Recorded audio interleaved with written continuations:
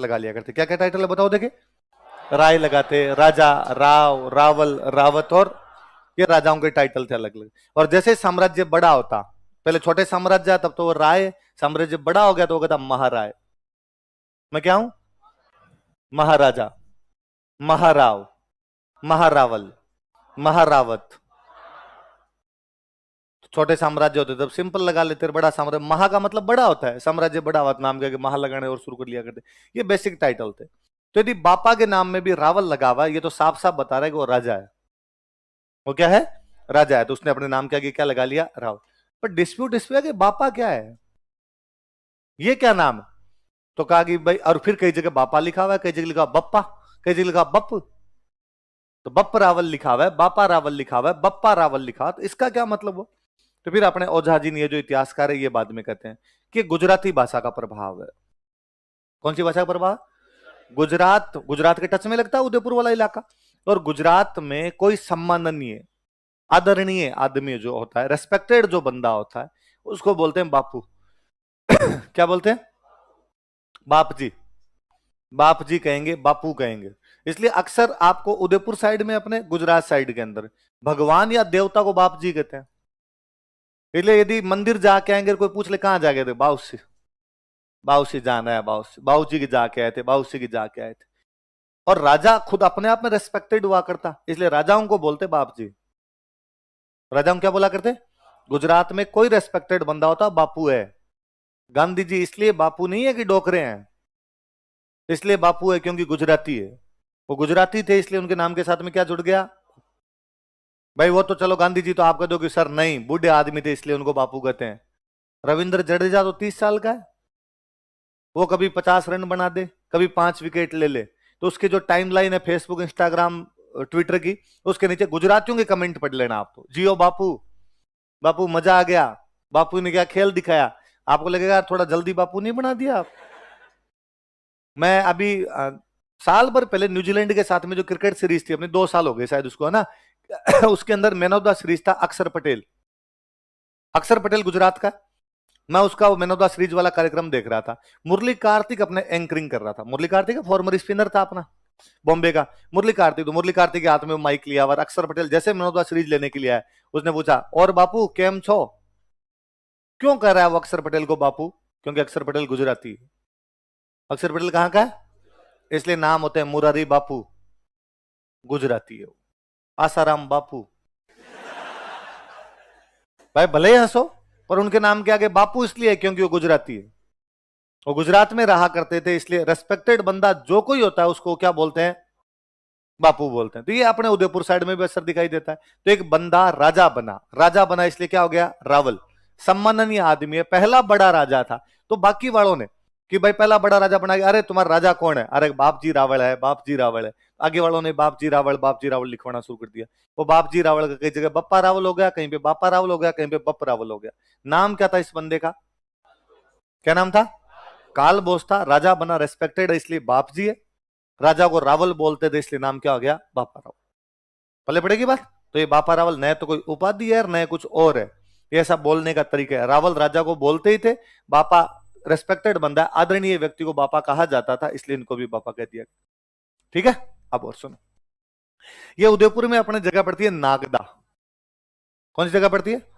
यहां पर एक ऋषि रहा करते, जिन ऋषि का नाम था हरित।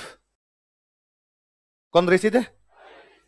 हरित ऋषि, भगवान शिव के भक्त। किसके भक्त थे? भगवान शिव के भक्त थे। और खूब सारी गायें रखते। खूब सारी क्या रखते? गायें रखते।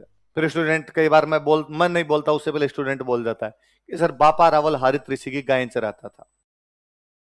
बापा रावल किसकी गायें चराता था? अपनी किताबें और लिख देती है, पढ़ाने वाले मेरे जैसे मास्टर भी कह देते हैं कि बापा रावल किसकी गायें चराता था। पर ना, ऐसा नहीं है। बापा रावल वहां का जमींदार टाइप का बंदा था। ये कुछ ऐसा है कि अभी तो बरसात आने लगी 2 दिनों से, इतने दिन गर्मी पड़ रही थी, भयंकर वाली गर्मी पड़ रही थी। मेरे पास एक दिन पापा का फोन है, और पापा ने कहा यार इस बार तो गर्मी भयंकर पड़ रही है। हाँ, गर्मी तो हालत खराब कर रखी है गर्मी ने। गांव की तरफ क्या समाचार? उन्होंने कहा यार गांव में तो और ही बुरे हाल है। तुम्हारे जयपुर में तो फिर भी थोड़ी बहुत कम है, अपने गांव में तो और ज्यादा पड़ रही। तुम ध्यान रखो तो थोड़ा। उनका यार आदमी तो फिर भी ध्यान रख ले, पशुओं का ध्यान कैसे रखे? गायें मरेगी बेचारी इस बार।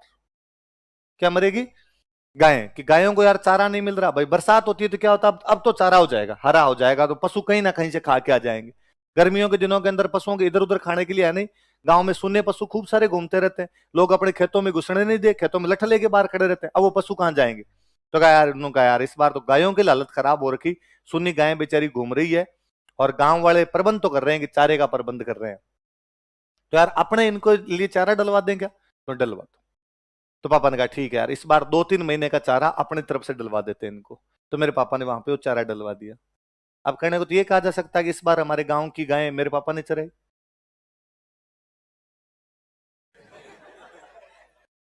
तो किसी गांव में जाके पूछ लो तो गांव में भी यही कहेंगे कि साहब इस बार गायों के लिए गया साहब फलान जी, इस बार फलान जी चरा रहे हैं। इसका मतलब ये थोड़ी कि मेरे पापा सुबह सुबह गायों को लेकर निकल जाते हैं। इसका मतलब ये है उन्होंने पैसे दिए। सिंपल मीनिंग ये, बस इतना ही मतलब है कि बापा रावल नाम का एक जमींदार है, हारित ऋषि एक ऋषि है जिनके पास खूब सारी गायें हैं, और उन गायों का जो भी चारा वगैरह आता है वो कौन भेज देता है? बाप। तो इस बात का मतलब ये ना समझा जाए कि बापा रावल सुबह सुबह हाथ में एक लकड़ी लेता घुमाते हुए सारी गायों को लेके दिन में चरा के लाता और शाम को वापस आ जाया करता था। एकलिंग जी के भक्त थे बापा हारित ऋषि। किसके भक्त थे? शिव जी। शिव जी को क्या बोलते हैं? एकलिंग बोलते हैं। एकलिंग जी के भक्त। बस क्योंकि संत आदमी थे, साधु आदमी थे, तो आसपास के सारे लोग ही जाते, तो बापा राहुल भी चला जाता। आज भी तो अपने सारे नेता ये साधुओं संतों के जाके धोख लगाते हैं। खूब सारे फोटो आ रहे थे, आज फलाने संत से आशीर्वाद लिया, आज फलाने साधु के पास में गए, आसाराम बापू के साथ सबके फोटो है। बट जब तक बापू पकड़े नहीं गए थे सारे जा जाके धोख लगा रहे थे। ये गुरमीत राम रहीम हरियाणा में गवर्नमेंट बनाते थे। हरियाणा में किसकी गवर्नमेंट आएगी? गुरमीत राम रहीम तय तय किया करते थे पिछले 20 साल से। आज पकड़े गए तो आप और मैं भले कितने हंस लो, वरना किसी टाइम में अपने नेताओं ने दंडवत प्रणाम किए, नाकें रगड़ी है। एक एक नेता ने, किसी पार्टी का कोई नेता बता दो, सबकी फोटो पड़ी होगी इनके साथ में। सबको लगता है कि यार ये बाबा है, इसके पीछे इतने वोट है तो इसके पास जाया जाए। ये का ये पहले भी बाबा जी होते थे, ये ठीक है ये कांड हो गए इनके बारे में इसलिए अपने हंसते हैं। बाकी जो अच्छे बाबा उनके पास भी लोग जाते हैं, पहले भी लोग जाया करते। तो बापा रावल भी हरित ऋषि के पास आते जाते रहते। हरित ऋषि मरने वाले हैं, तो हरित ऋषि ने बापा रावल कहा कि बापा रावल मैं तेरे से खूब राजी हूं यार, मेरी गायें तेरी वजह से बची हुई है, मेरी गायों के लिए तू पैसे टक्के बेचता रहता है, मांग जो मांगेगा वो मिलेगा तुझे, मरते मरते मैं जो कह के जाऊंगा सब पार है। पर बापा रावल ने कहा भगवान थोड़ा ढंग से व्यवस्था कर दो, ठीक रहे, छोटा मोटा जमींदार बना हुआ बैठा हूं यहाँ पे। और हरित ऋषि ने कहा कि जा, भगवान एकलिंग नाथ तुम्हारे साथ है और तुम जल्दी चित्तौड़ के किले पे कब्जा कर लोगे। कौन से किले पे कब्जा कर लोगे? एकलिंग नाथ जी चित्तौड़ के किले पे तुम्हारा कब्जा करवा देंगे। बापा रावल ने कहा थोड़ा ज्यादा नहीं हो गया? लिटरली इतना हो सकता है? हरित ऋषि ने कहा यार मैंने कहा यार भगवान एकलिंग नाथ सब अच्छा करेंगे। और हरित ऋषि तो भाई चले गए। तो चित्तौड़ जीतने का आशीर्वाद कौन दे के गए थे? ये 712 के आसपास की बातें हैं। गजनी पे मुस्लिम आक्रमण हो चुके थे, गजनी को मुसलमानों ने अपने कब्जे में ले लिया था। तो उस साइड से अपने भारत में इधर चलेंगे, ऊपर की तरफ चलेंगे, तो मुसलमानों का जो सबसे बड़ा अड्डा था वो अड्डा कौन सा था? गजनी। अब वो भारत की तरफ आने का प्रयास कर रहे थे, लेकिन भारत में उनकी पार नहीं पड़ रही थी। भारत में सबसे पहले उन्होंने जिस जगह पे कब्जा किया था उस जगह का नाम है सिंध। कहां पे कब्जा किया? जब सिंध के अंदर एक बंदा कब्जा कर लेता, मोहम्मद बिन कासिम। कौन कब्जा कर लेता? कहां पे कब्जा कर लिया? कब कब्जा कर लिया? तो भारत में पहला सफल मुस्लिम आक्रमण कहां पर हुआ था? आप कह सकते हो कि सर सिंध तो पाकिस्तान में आता है, तो अब आता, पहले तो अपना पार्ट ही हुआ करता। हम तो राष्ट्रगान में आज दिन तक गा रहे हैं, पंजाब सिंध गुजरात मराठा, तो सिंध अपना पार्ट है। तो पहला सफल मुस्लिम आक्रमण सिंध है, जब कौन कब्जा करता है? मोहम्मद बिन कासिम। कब कब्जा कर लेता है? 700। जब मुसलमानों के सिंध में पैर जम गए तो उनका अगला जो टारगेट था वो टारगेट था चित्तौड़। अगला टारगेट कौन सा है? सिंध के टच करता हुआ राजस्थान है, और राजस्थान का सबसे महत्वपूर्ण किला कौन सा? चित्तौड़। दिल्ली जाने वाले रूट के बीच में कौन सा है? चित्तौड़। तो उनको लगता था चित्तौड़ पे कब्जा करना है। चित्तौड़ में इन दिनों जो राजा हुआ करता वो राजा है मानमोरिये। राजा कौन है? मानमोरिये कहां का राजा है? चित्तौड़ का राजा। मानमोरिये इतना शक्तिशाली है नहीं, ज्यादा शक्तिशाली नहीं, इसलिए मंत्री संतरी जो भी थे उनको यूं बड़ा लगता था कि यार यदि सिंध की तरफ से अटैक हो गया तो अपने वाला बंदा इस अटैक को रोक ही नहीं, और उधर वो अटैक की तैयारी कर रहे हैं चित्तौड़ पे, अपने वाले बंदे में ज्यादा लखन नहीं है। तो मंत्री संतरी सब इकट्ठे हुए, उन्होंने सोचा कि यार कौन बंदा रक्षा कर सकता है चित्तौड़ की, कौन बंदा चित्तौड़ को बचा सकता है। उन्होंने कहा यार अपने राजा का भांजा है वो बचा सकता है। राजा कौन? मानमोरी का। मानमोरिया का एक भांजा है, वो थोड़ा डंका बंदा, वो बचा सकता है। वो भांजा ये बापा रावल है। मानमोरिया का भांजा कौन है? तो कहा ये बचा सकता है, बापा रावल बचा सकता है। इसलिए बापा रावल के पास गए नागदा। कहां पे गए? वो कहां पे रहता है? नागदा। नागदा गए और नागदा जाकर आगे बाणेज, तेरे मामा जी से तो पार पड़ेगी नहीं, तू चित्तौड़ चल और चित्तौड़ पे चल के कब्जा कर ले, ताकि यदि इधर से अटैक हो जाए तो तू कम से कम चित्तौड़ को बचा तो सके। पर बापा रावल ने ऊपर देख के कहा कि जय एकलिंग नाथ। हरित ऋषि कह के गए थे कि एकलिंग जी सहाय करेंगे और जल्दी तुम कौन सा किला जीत लोगे। वो दिन जल्दी आया 734 में। कब आया वो दिन? तो बापा रावल कब कब्जा करता है? किसको हरा के कब्जा करता है? एकलिंग जी को खूब मानता था बापा रावल। इवन बापा रावल से कोई कहता कि तुम मेवाड़ के राजा होगे, उसने कहा नहीं यार, अपनी औकात कहां, मैं मूर्ख खलकामी, मैं राजा वाजा थोड़ी बन सकता हूं। राजा मेवाड़ के राजा यदि कोई है तो वो कौन है? भगवान एकलिंग नाथ खुद मेवाड़ पर राज कर रहे हैं। तो तुम कौन हो? कि मैं उनका प्रधानमंत्री हूं। मैं उनका क्या हूं? और प्रधानमंत्री को और अपने यहां पर बोला करते दीवान। क्या बोला करते? तो बापा रावल ने अपने आप को क्या मानता था? एकलिंग जी का। बापा रावल के बाद जितने राजा बड़े उन्होंने भी हमेशा यही कहा कि हम यहाँ के राजा नहीं है, हम यहाँ के क्या है? दीवान। तो राजा कौन है? सब राजा तो एकलिंग नाथ जी है, हम तो आगे काम करने के लिए रखे हुए, हमें तो एक पोस्ट दे रखी है भगवान ने कि तू यहाँ का दीवान और इसको संभाल। ऐसा अपने भारत में सब राजाओं के साथ था कि अपने राजा अपने को यहाँ कभी राजा नहीं मानते। वो खुद को क्या माना करते कि जैसे जयपुर के राजा से आगे कोई पूछता कि तुम यहाँ के राजा हो, अरे नहीं नहीं, अपनी औकात कहां भाई साहब राजा बनने की। तो जयपुर का राजा कौन है? कि गोविंद देव जी। जयपुर का राजा कौन है? तुम क्या हो? मैं साहब दीवान, आगे काम काज करता हूं, उनकी तरफ से, भगवान की तरफ से काम काज करता हूं। कोई बीकानेर के राजा से जाके पूछता कि यार आप तो राजा लगते हो, पक्के पक्के आप राजा। उसने कहा नहीं, अरे कहा मत देना किसी को, राजा लक्ष्मीनाथ जी। राजा कौन है? तुम कौन हो? तो मैं उनका दीवान। कोई सिरोही वालों से जाके पूछता कि यार आप तो होंगे ही, बाकी वाले नहीं करे, आप तो हो फिर राजा ही हो यहाँ के। नहीं नहीं नहीं, राजा यहाँ के सारणेश्वर महादेव है। कौन से महादेव है? तो तुम नौकरी करते हैं साहब छोटे मोटे, भगवान ने दीवानगी दे रखी है, अपने तो उनके क्या है? दीवान। दीवान बने हुए यहाँ पे। तो ऐसे मेवाड़ के राजा खुद को किसका दीवान मानते? किसका दीवान मानते? लिखो। अक्सर आप लोगों में से किसी ने महाराणा प्रताप पे बहुत फेमस सा गीत है वो सुना होगा, हल्दी घाटी रो समर लड़ो वो महाराणा प्रताप कट है। उसमें एक लाइन आती है ना, वो एक लिंग दीवान कट है, वो एक लिंग दीवान कट है। महाराणा प्रताप के लिए किस शब्द का इस्तेमाल किया गया? एक लिंग दीवान। क्योंकि मेवाड़ के सभी राजा खुद को क्या मानते थे? इवन जितने डॉक्यूमेंट्स जारी किए जाते हैं उन डॉक्यूमेंट में राजा लिखता ही नहीं कि मैं राजा हूं, एकलिंग जी की दीवान की तरफ से आज्ञा जारी की जाती है। किसकी तरफ से आज्ञा जारी की जाती है? सिक्कों पे राजा नहीं लिखता कि मैं राजा हूं, वो लिखता कि मैं एकलिंग जी का दीवान। और ये अपनी नम्रता है, हम्बलनेस, पोलाइटनेस, ऐसा हम सब के अंदर है कहीं ना कहीं। आपके पापा का बिजनेस बहुत अच्छा चल रहा है, पापा सुबह शाम मेहनत कर रहे हैं उस बिजनेस, सुबह जल्दी उठ के जाते हैं, रात को लेट आते हैं, पूरा झोंक रखा है बिजनेस में, तो कमाई अच्छी हो रही। पर यदि आपका रिश्तेदार घर पे आके पूछेगा अरे यार बिजनेस शानदार चल रहा है, मेहनत कर रहे हो आप, अरे नहीं नहीं नहीं, भगवती की कृपा है ना। आपके कभी खेत में फसल बहुत अच्छी हुई, आपने मेहनत की इसलिए फसल अच्छी हुई, और कोई आकर देगा अरे इस बार तो 100 क्विंटल बाजरी, क्या मेहनत किया आपने? अरे नहीं नहीं साहब, राम जी राजी हुआ है। कौन राजी हुए? इवन भारत में जितनी पुरानी किताबें मिली उन किताबों में राइटर का नाम नहीं पता, किसका राइटर कौन है, क्योंकि राइटर ने अपने नाम की जगह लिखा भगवान की कृपा से।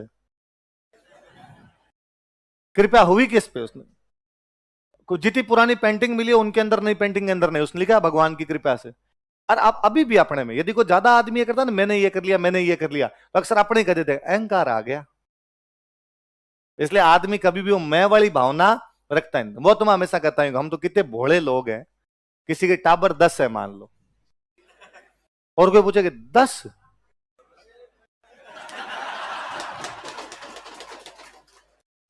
ऊपर वाले की दया, ऊपर वाले के दिए हुए, ऊपर वाले के नहीं दिए हुए भाई, इसमें तुम्हारा योगदान। बायोलॉजी नाम की भी कोई चीज होती है इस दुनिया के, ऊपर वाले का कोई योगदान नहीं है। तो हमने तो जनसंख्या वृद्धि के लिए भी किसको जिम्मेदार माना है? भगवान का। जो किसी की मृत्यु हो जाए तो भी हम कहेंगे साहब भगवान की है, पैदा हो जाए तो भी।